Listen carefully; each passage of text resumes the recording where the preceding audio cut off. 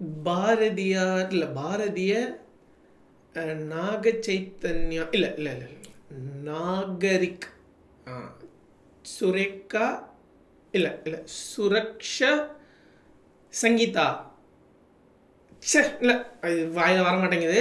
Okay, நேற்று அமலுக்கு வந்த 3 கிரிமினல் லாஸ், இதை பற்றி தான் நம்ம பார்க்க போகிறோம். வாங்க பார்க்கலாம். வணக்கம், இது யூட்டர்ன். நான் வாஞ்சிநாதன் சித்ரா. நேற்று அமலுக்கு வந்த 3 கிரிமினல் லாஸ், இதை பற்றி தான் இன்றைக்கி பார்க்க போகிறோம். இதில் என்னென்ன பிரச்சனைகள்லாம் இருக்குது, 100 வருஷமாக இருந்துட்டு வந்த Indian penal code, Indian evidence act, அப்புறம் கிரிமினல் ப்ரொசீஜர் கோட், இது எல்லாத்தையும் வந்துட்டு ரிப்பீல் பண்ணிவிட்டு புதுசாக பிஎன்எஸ், பிஎன்எஸ்எஸ், பிஎஸ்ஏ அப்படின்னு சொல்லிட்டு 3 சட்டங்களை கொண்டு வந்திருக்கிறாங்க. இதெல்லாம் என்னென்ன, இதனால் என்ன பிரச்சனைகள் அப்படிங்கிறத பார்ப்போம். நம்ம கையை வச்சாலே பிரச்சனை தான். முதல்ல எடுத்தோன்னே இந்த பேரே முதல்ல பிரச்சனை தான். ஆரம்பத்தில் பார்த்தப்பில் நம்ம யாருக்கும் வாயிலே நுழையாது இந்த பேர்லாம். அதனால் இதை வந்துட்டு ஐபிசிக்கு ஈக்குவலாக கொண்டு வந்திருக்கிற இந்த சட்டத்தை வந்து பிஎன்எஸ் அப்படின்னே சொல்லுவோம். இப்போ இதுக்கு வச்சிருக்கிற பேர்லாம் பார்த்திங்கன்னா ஹிந்தி பேராக இருக்குது. இதுவே முதல்ல வந்து கான்ஸ்டியூஷனல் வயலேஷன். அதாவது ஆர்டிகிள் 348 என்ன சொல்லுது அப்படின்னா, சட்டங்களுக்கான பேர் வந்து இங்கிலீஷில் தான் இருக்கணும் அப்படின்னு சொல்லுது. ஸோ இதை எதிர்த்து வழக்கு போட்டிருக்கிறாங்க கேரளா ஹைகோர்ட்டில். இது வந்துட்டு ஜூலை 26 ஹியரிங்க்கு வருது. அடுத்ததாக இன்றைக்கி ஃப்ரெஷ்ஷாக ஒரு வழக்கு வேறு போட்டிருக்கிறாங்க மெட்ராஸ் ஹைகோர்ட்டில். இந்த 3 கிரிமினல் பில்ஸ்க்கும் ஹிந்தி பேர் இருக்கக்கூடாது, அதை இங்கிலீஷில் மாற்றணும் அப்படின்னு சொல்லிட்டு. இதில் இன்னொரு முக்கியமாக கவனிக்க வேண்டிய விஷயம் என்னென்னா, மெட்ராஸ் ஹைகோர்ட் ஏற்கனவே ஒரு வாட்டி சொல்லியிருக்கு, அஃபீஷியல் கரஸ்பாண்டன்ஸே வந்துட்டு யூனியன் கவர்மெண்ட் தமிழ்நாடு கிட்ட வச்சுக்குதுன்னா ஹிந்தியில் வச்சுக்கக்கூடாது, இங்கிலீஷில் தான் வச்சுக்கணும் அப்படின்னு சொல்லியிருக்குது. ஏன்னா அஃபீஷியல் லாங்குவேஜஸ் ஆக்ட் படி ஹிந்தி வந்து தமிழ்நாட்டுக்கு அஃபீஷியல் லாங்குவேஜே கிடையாது. அதுக்கு வந்து தமிழ்நாட்டுக்கு மட்டும் எக்ஸப்ஷன் கொடுத்துருக்காங்க. அப்படி இருக்கும்போது இந்த 3 சட்டங்கள், குற்றவியல் சட்டங்கள், அதாவது நம்மை ஆளப்போகிற இந்த 3 குற்றவியல் சட்டங்களுக்கும் ஹிந்தியில் பேர் வச்சிருக்கிறதுங்கிறது ஒரு பெரிய ஆபத்தான விஷயம். ஏன்னா 2011 சென்சஸ் படி தமிழ்நாட்டில் வந்துட்டு ஹிந்தி தெரிஞ்சவங்க வந்து 4.5 லட்சம் பேர் தானா. அதாவது கணக்கு போட்டு பார்த்தா 0.6% தான் வருது. இப்படி நான் ஹிந்தி ஸ்பீக்கர்ஸ் அதிகமாக இருக்கிற மாநிலங்கள் மேலே இந்த சட்டத்தை திணிக்கிறது, அது ஹிந்தி பேரில் இருக்க இந்த சட்டத்தை திணிக்கிறது எவ்வளோ பெரிய ஒரு வயலேஷன். ஸோ இப்படி ஆரம்பத்தில் பேர்லேயே ஒரு பிரச்சனையோடு தான் இந்த சட்டம் ஆரம்பிக்குது. ஆனால் இது அதோட மட்டும் நிற்குதா அப்படின்னு கேட்டால் இல்லை. இந்த சட்டத்தில் மிகப்பெரிய பிரச்சனைகள்லாம் இருக்குது. அது என்ன மிகப்பெரிய பிரச்சனை அப்படின்னா, இது மக்களால் நடத்தப்படும் மக்களாட்சி நாடாக இல்லாமல் போலீஸால் நடத்தப்படும் போலீஸ் ஆட்சி, அதாவது போலீஸ் ஸ்டேட்டாக இதை உருமாற்றத்துக்கூடிய எல்லா வழிமுறைகளும் வந்துட்டு இதில் வச்சுருக்கிறாங்க. அதாவது போலீஸ்க்கு ரொம்ப அபரிமிதமான அதிகாரங்கள், நிறைய டிஸ்கிரிஷ்னரி பவர்ஸ். இது மூலமாக வந்துட்டு நம்ம நாட்டை வந்து ஒரு போலீஸ் ஸ்டேட்டாக மாற்றக்கூடிய அளவுக்கான ஒரு பொட்டென்ஷியல் வந்து இந்த 3 கிரிமினல் சட்டங்களுக்கும் இருக்குது. சரி, முதல்ல இந்த IPC, Indian evidence act, CrPC இதெல்லாம் தூக்கிட்டு இந்த 3 புது சட்டத்தையும் எதுக்கு கொண்டு வரோம் அப்படின்னு பாஜக எதனால் சொல்கிறாங்க அப்படின்னா, இந்த சட்டங்கள் எல்லாமே, அதாவது ஐபிசி, சிஆர்பிசி, எவிடன்ஸ் ஆக்ட், இது எல்லாமே வந்துட்டு பிரிட்டிஷாரால் கொண்டு வரப்பட்டது. இந்தியா வந்து ஒரு காலனி நாடாக பிரிட்டிஷ்ட இருந்தப்போ அவங்க நம்மளை ஆள்றதுக்கு கொண்டு வரப்பட்ட ஒரு சட்டம். அதனால இதில் இருக்கிற இந்த காலனித்துவ தடங்கள் எல்லாத்தையும் வந்துட்டு நம்ம அப்படியே கழிச்சு கட்டிடணும் அப்படிங்கிறதுக்காக இந்த சட்டத்தை கொண்டு வரோம் அப்படின்லாம் சொன்னாங்க. அப்படி இதில் இருக்கிற இந்த கொலோனியல் ட்ரேசஸை இவங்க கழிச்சு கட்டிட்டாங்களா, தூக்கி போட்டுட்டாங்களா அப்படின்னு பார்த்தா அதுதான் கிடையாது. இந்த கொலோனியல் லாஸே பரவாயில்லன்னு சொல்கிற அளவுக்கு மோசமான வகையில் இந்த 3 கிரிமினல் சட்டத்தையும் வடிவமைச்சிருக்கிறாங்க. பிரிட்டிஷ் விட்டு சென்ற தடயங்கள்லாம் இந்த சட்டத்தில் இருக்குது அப்படின்னா, முதல்ல இந்த சட்டத்தில் இருந்து, அதாவது இந்த கிரிமினல் லாஸ்லேருந்து நீக்கி இருக்கிற வேண்டிய பகுதி வந்துட்டு எது தெரியுமா, செடிஷன் அப்படிங்கிற இந்த பகுதி.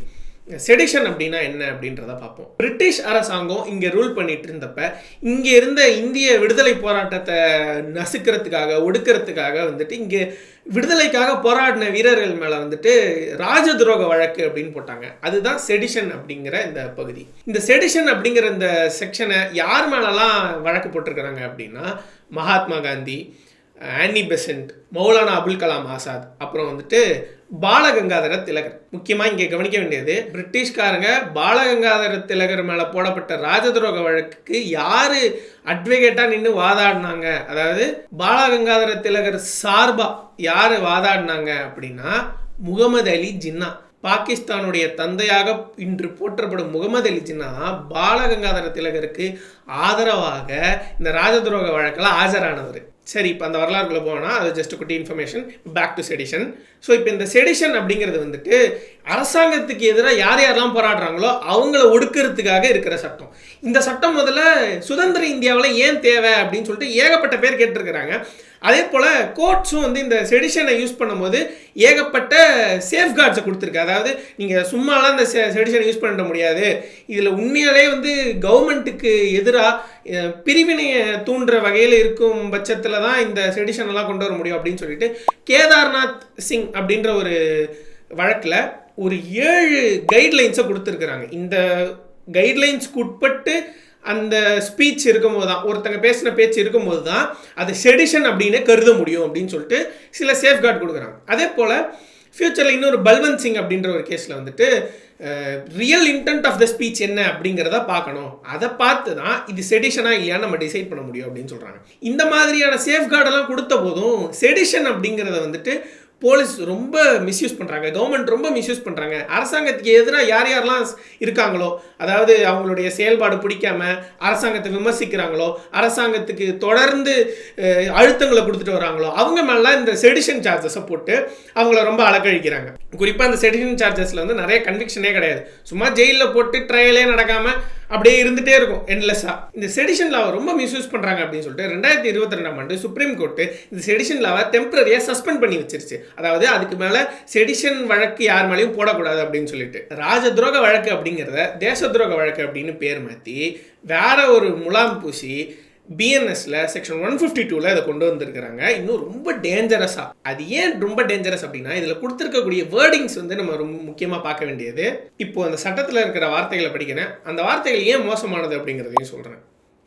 Whoever purposely or knowingly by words either spoken or written or by signs or by visible representation or by electronic communication or by use of financial mean or otherwise excites or attempts to excite secession or armed rebellion or subversive activities or encourages feelings of separatist activities or endangers sovereignty or unity and integrity of India.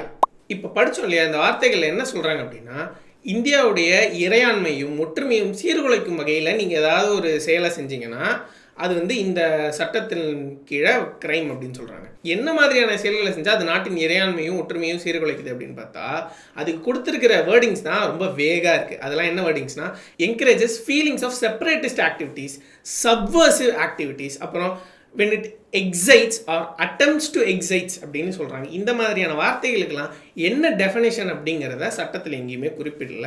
இந்த வார்த்தைகள் சட்டத்தில் ஒழுங்காக define பண்ணப்படாமல் இருக்கிறதுனால என்ன பிரச்சனை அப்படின்னா நீங்கள் கவர்மெண்ட்டுக்கு எதிராக பேசுனீங்க அப்படின்னாலே இது வந்து இந்த மீனிங்கில் வருது. அதாவது encourages feelings of separatist activities or அதுக்கு துணை போகுது அப்படின்னு சொல்லிட்டு போலீஸ் உங்களை அரெஸ்ட் செய்ய முடியும் இந்த கிரைமின் கீழே. அரசாங்கத்தை எதிர்த்தோ அரசாங்கத்தை விமர்சித்தோ நீங்கள் ஒரு செயல் செய்கிறீங்க, ஆனால் அது வன்முறையே இல்லாமல் இருக்குது அப்படின்னா கூட இந்த சட்டப்பிரிவின் கீழே உங்களை கைது செய்ய முடியும். அதற்கான எல்லா வழிவகைகளையும் இந்த அதாவது செடிஷனுடைய நியூ ஃபார்மாக கொண்டு வந்திருக்க இந்த சட்டத்தில் தெள்ள தெளிவாக ரொம்ப கொடூரமாக கொடுத்துருக்குறாங்க. அடுத்ததாக டெரரிசம், டெரரிஸ்ட் ஆக்ட், இதுக்கான டெஃபினேஷனையும் அதுக்காக பனிஷ்மெண்ட்டையும் ஆர்டினரி கிரிமினல் லாலேயே கொண்டு வந்திருக்கிறாங்க முதன் முறையாக. இதுக்கெல்லாம் யூஸ்வலாக வந்து தனியான ஸ்பெஷல் லா அப்படின்றது தான் இருக்கும். அதாவது UAPA சட்டம், அதுவே ரொம்ப மோசமான சட்டம். ஆனால் அதில் இருக்கிற சில சேஃப்கார்ட்ஸை கூட கொடுக்காம இந்த ஆர்டினரி சட்டத்தில் இந்த டெரரிசம் ஆக்டுக்கு பனிஷ்மெண்ட் கொண்டு வரதன் மூலமாக இது ரொம்ப ட்ரக்கோனியனாக மாற்றிருக்கிறாங்க. போலீஸ்க்கு அவ்வளோ அதிகாரத்தை கொடுத்துருக்காங்க. போலீஸ் ஈஸியாக ஒருத்தர் டெரரிஸ்ட் அப்படின்னு சொல்லிட முடியும். UAPA சட்டத்தில் கூட டெரரிஸ்ட்னு ஒருத்தரை கைது செய்கிறதுக்கு முன்னாடி prior sanction of the government, ஒரு முன் அனுமதி வாங்கணும் கவர்மெண்ட்டுக்கிட்ட இருந்து UAPA சட்டத்தின் கீழே வழக்கு போடுறதுக்கு. ஆனால் இப்போது டெரரிஸ்ட் ஆக்ட் அப்படிங்கிற இந்த கிரைமை நார்மல் கிரிமினல் லாலே கொண்டு வந்துட்டதன் மூலமாக போலீஸ் அந்த மாதிரியான எந்த ஒரு முன் அனுமதியும் வாங்க தேவையே கிடையாது. அதாவது UAPA சட்டத்தை விட இது மோசமாக இருக்குது அப்படின்னு சொன்னேன் இல்லையா, அது இதனால தான். பொதுவாக வன்முறையை கையில் எடுக்கிறது தான் டெரரிசம் அப்படின்னு சொல்லிட்டு டிஃபைன் பண்ணுவாங்க. ஆனால் இந்த பிஎன்எஸ்ல செக்ஷன் 113ல் டெரரிஸ்ட் ஆக்ட் அப்படிங்கிறதுல வந்துட்டு நான் வயலண்ட்டாக நம்ம ஏதாவது செஞ்சாலும் அதை டெரரிசம் ஆக்டுக்குள்ளே கொண்டு வர முடியாது. அதாவது அது வந்து தீவிரவாத செயல், பயங்கரவாத செயல் அப்படின்னு சொல்லிட்டு அதை முத்திரை குத்த முடியும். அதன் கீழே உங்களை பனிஷ் பண்ணவும் முடியும். யூஸ்வலாக இந்த பயங்கரவாத செயல்கள்லாம் நடக்கும்போது சிறப்பு சட்டமான UAPA சட்டம் தான் அவங்க மேலே பாயும்.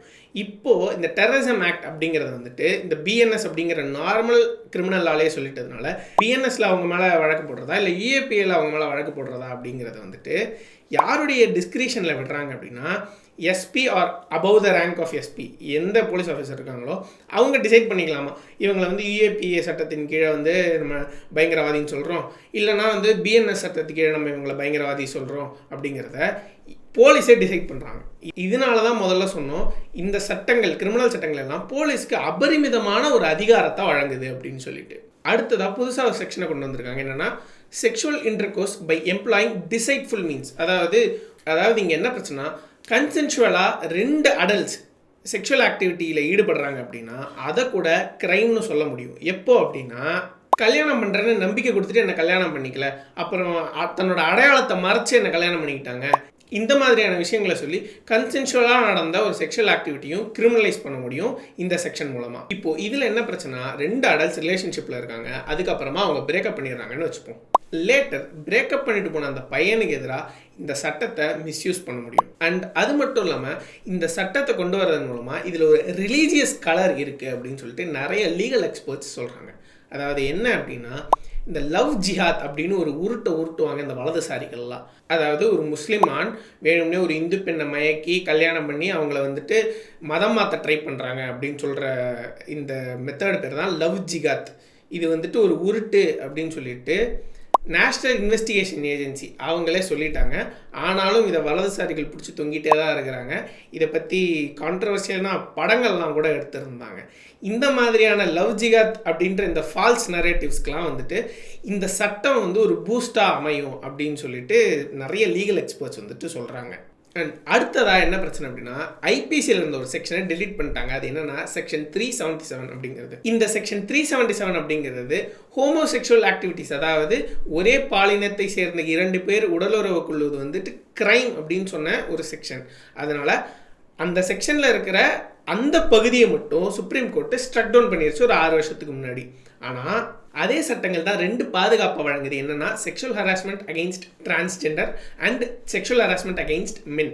இந்த 2 பாதுகாப்புகளை வழங்கக்கூடிய இந்த செக்ஷன் 377 டெலீட் பண்ணதன் மூலமாக இப்போ BNSல, அதாவது ஐபிசிக்கு பதிலாக கொண்டு வந்திருக்க இந்த BNSல செக்ஷுவல் ஹராஸ்மெண்ட் அகெயின்ஸ்ட் மென் அதுக்கு எந்த ஒரு ப்ரொடெக்ஷனுமே இல்லை. அதே போல் செக்ஷுவல் ஹராஸ்மெண்ட் அகெயின்ஸ்ட் டிரான்ஸ்ஜெண்டர் அதுக்குமே இதில் எந்த ஒரு ரெமிடியுமே கிடையாது. அதை இது ஒரு கிரைம் அப்படின்னே இந்த கிரிமினல் சட்டம் சொல்லலை.